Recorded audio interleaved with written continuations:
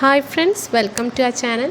ഇന്ന് ഞാൻ വന്നിട്ടുള്ളത് ഒരു ടോപ്പ്, അതായത് നമുക്ക് ജീൻസിലേക്കൊക്കെ ഇടാൻ പറ്റിയൊരു ടോപ്പിൻ്റെ കട്ടിങ് ആൻഡ് സ്റ്റിച്ചിങ് ആയിട്ടാണ് വന്നിട്ടുള്ളത്. വളരെ സിമ്പിളായിട്ട് നമുക്ക് ചെയ്തെടുക്കാൻ പറ്റുന്നതാണ്.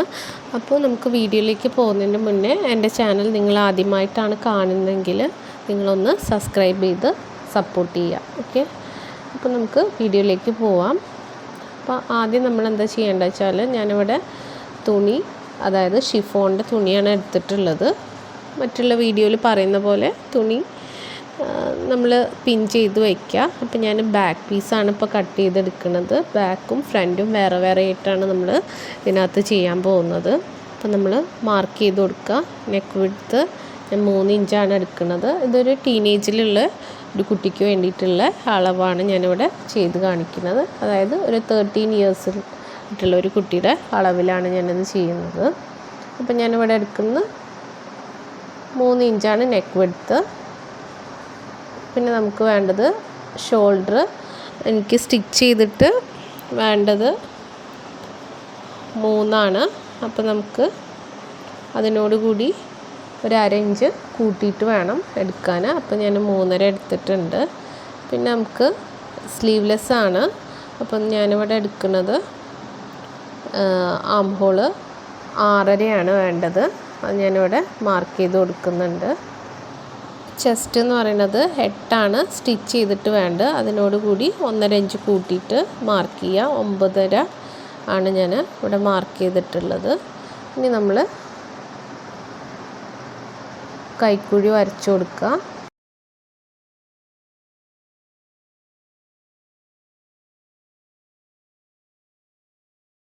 നമുക്ക് ലെങ്ത്ത് എന്ന് പറയുന്നത് 28 ഞാൻ എടുക്കുന്നത്.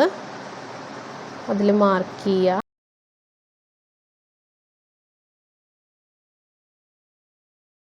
നമുക്കിതിൻ്റെ വിഡ്ത്ത് എന്ന് പറയുന്നത് നമ്മൾ എത്രയാണോ ചെസ്റ്റ് വിഡ്ത്ത് എടുത്ത് അതിനേക്കാളും 1 ഇഞ്ച് കൂട്ടിയെടുക്കുക. അപ്പോൾ ഞാൻ എടുത്തിട്ടുള്ള മുകളിൽ നമ്മൾ 9.5. അപ്പോൾ നമുക്ക് ഇവിടെ 10.5 എടുക്കുക. അപ്പോൾ നമ്മൾ ഇവിടെ 10.5 മാർക്ക് ചെയ്തിട്ടുണ്ട്. ഇനി നമുക്ക് ഷേപ്പ് എന്ന് പറയുന്നത് ഞാൻ 13 ഇഞ്ചിലാണ് എടുക്കുന്നത്. ഇവിടെ നമുക്ക്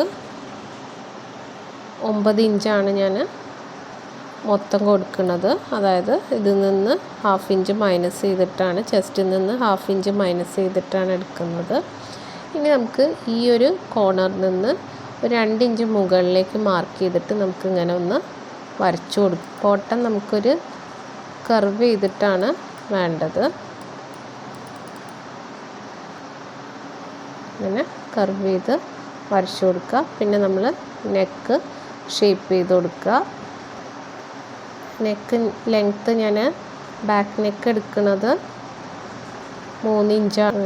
നമ്മളിതൊന്ന് റൗണ്ട് ഷേപ്പാക്കി കൊടുക്കണം. അതായത് കർവ് ചെയ്തിട്ട് നമ്മൾ കട്ട് ചെയ്തെടുക്കുക.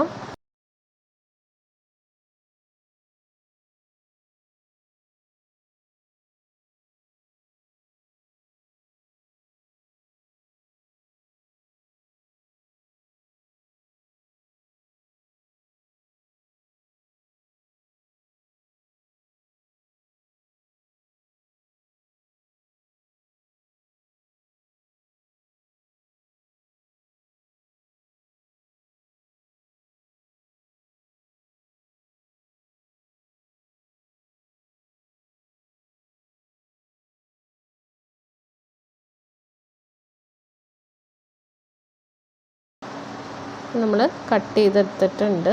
ഇനി നമുക്ക് ഫ്രണ്ടാണ് നമുക്ക് കട്ട് ചെയ്തെടുക്കേണ്ടത്. അപ്പോൾ നമ്മൾ ഈ ഒരു കോർണറിൽ നിന്ന് 1 ഇഞ്ച് മാർക്ക് ചെയ്ത് കൊടുക്കുക.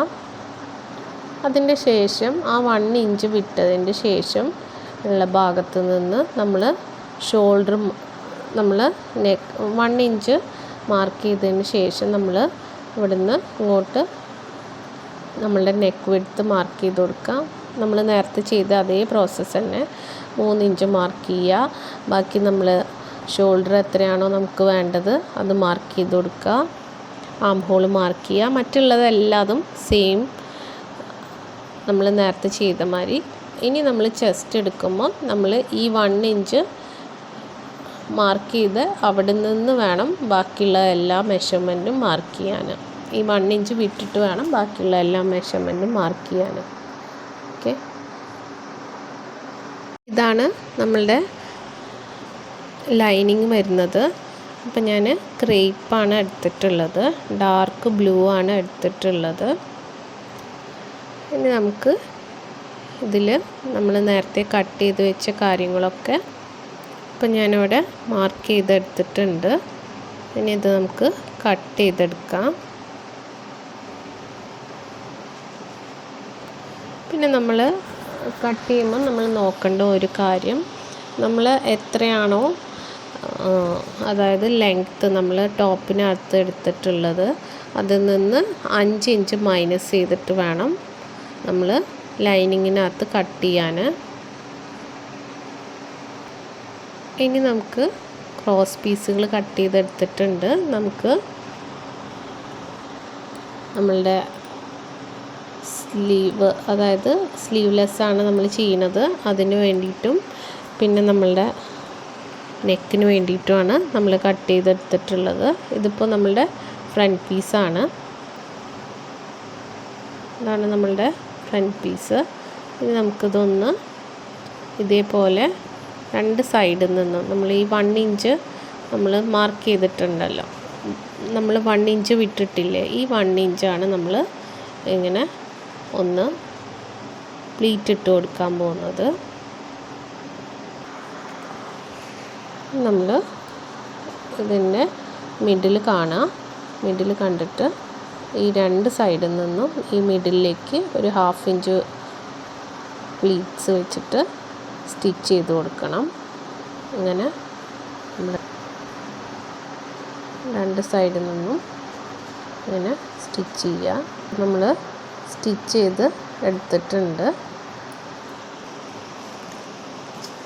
ഇനി നമ്മളുടെ ലൈനിങ് ഒന്ന് മടക്കി സ്റ്റിച്ച് ചെയ്ത് കൊടുക്കുക. ലൈനിങ്ങിൻ്റെ അടിവശം ഇങ്ങനെ മടക്കി സ്റ്റിച്ച് ചെയ്ത് കൊടുക്കുക.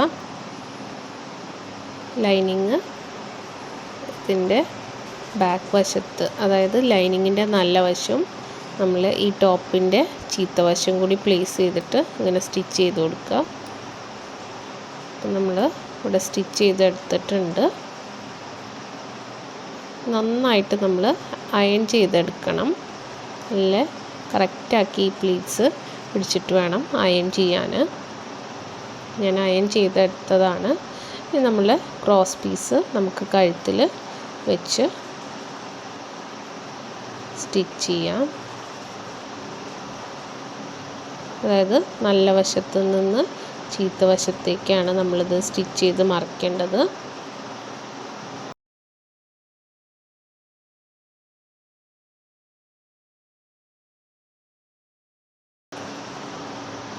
നമ്മൾ സ്റ്റിച്ച് ചെയ്തെടുത്തു. ഫ്രണ്ടും ബാക്കും ഇതേമാതിരി തന്നെ നമ്മൾ സ്റ്റിച്ച് ചെയ്തെടുക്കുക. എന്നിട്ട് നമ്മൾ ഷോൾഡർ സ്റ്റിച്ച് ചെയ്ത് കൊടുക്കുക. അപ്പോൾ നമ്മൾ ഷോൾഡർ സ്റ്റിച്ച് ചെയ്തെടുത്തിട്ടുണ്ട്. ഇനി നമുക്ക് നമ്മളുടെ സ്ലീവിനും ഇതേമാതിരി ക്രോസ് പീസ് ജോയിൻ ചെയ്ത് കൊടുക്കുക. നമ്മൾ നെക്കിന് എന്താണോ ചെയ്ത് അതേ പ്രോസസ്സ് തന്നെ നമ്മൾ ചെയ്യുക.